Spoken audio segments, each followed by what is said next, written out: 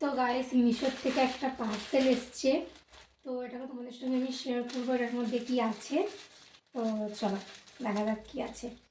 এই মাত্র আমি স্কুল থেকে এলাম, মানে নার্সারি স্কুল থেকে এলাম, দিয়ে এবারে স্নান করে হাই স্কুলটাতে যাব।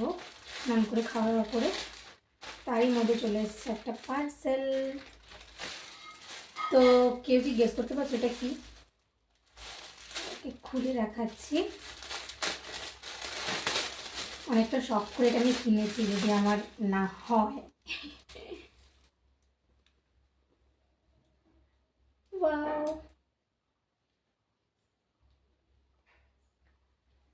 তো এটা হলো একটা দেখতেই পাচ্ছ ব্লাউজ, তো টপ ব্লাউজ, তো খুবই ভালো এসছে। এটা পিওর কটনের এসছে, দারুণ লাগছে। এটা